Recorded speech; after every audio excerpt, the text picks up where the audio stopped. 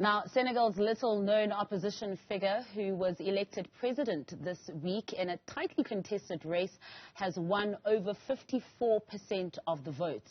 The presidential election on Sunday marked a stunning victory for 44-year-old Diomaye Faye, who is now due to be the youngest leader of the West African nation.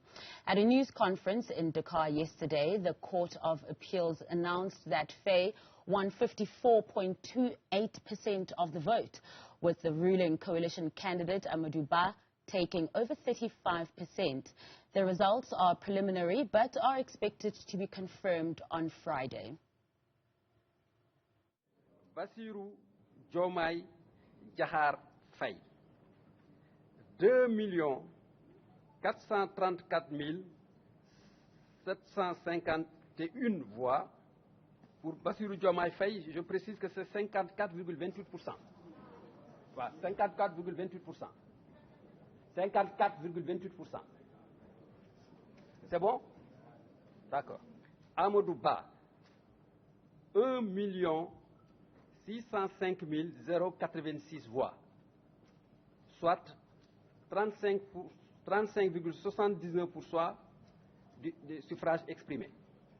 Qu'aucune réserve ou objection n'a été relevée au cours des travaux de la part des membres, qui se sont tous accordés sur les données et valeurs retenues.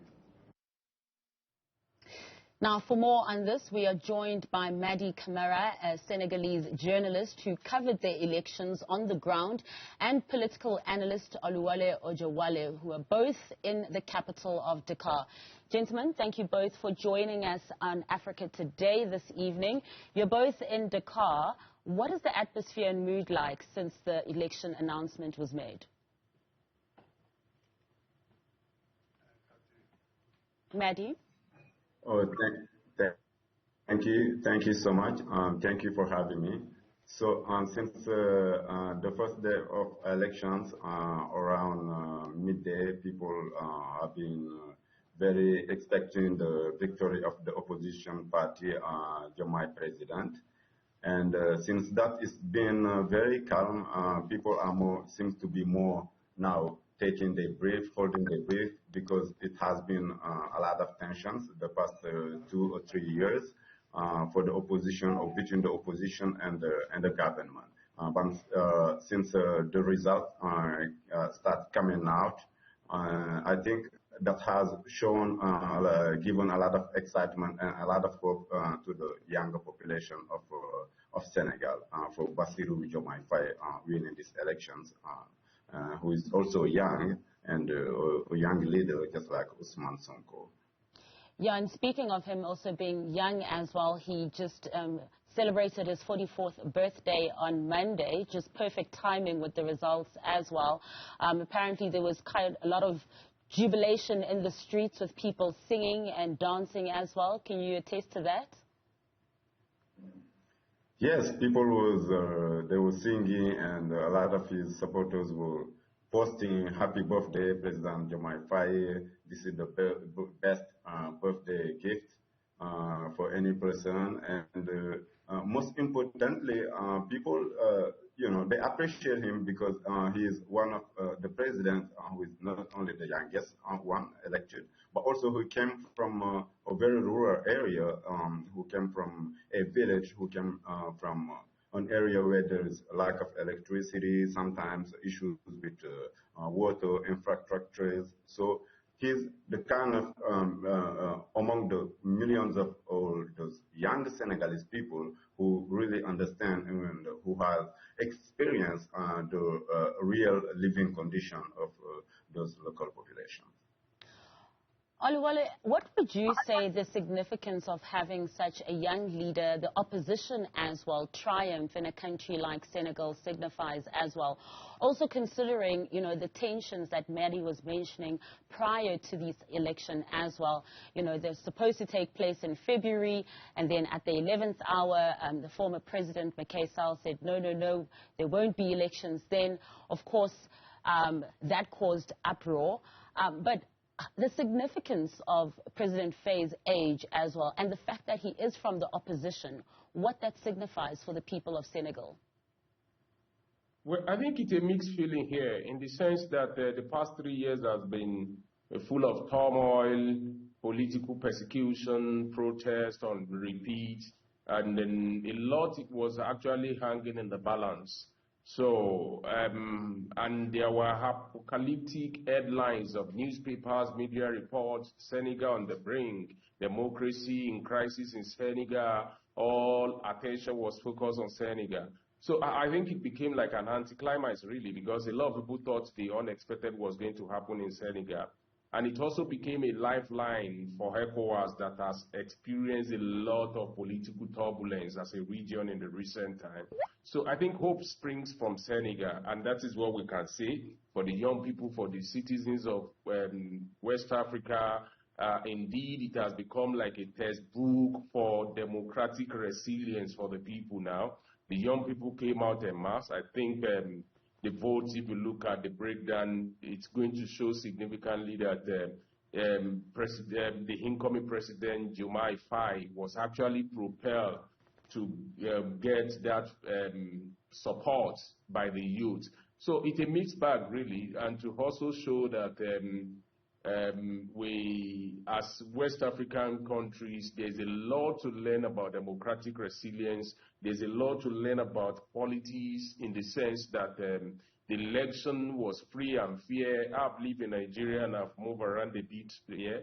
I know how political contestation can lead to violence, death, and all these things.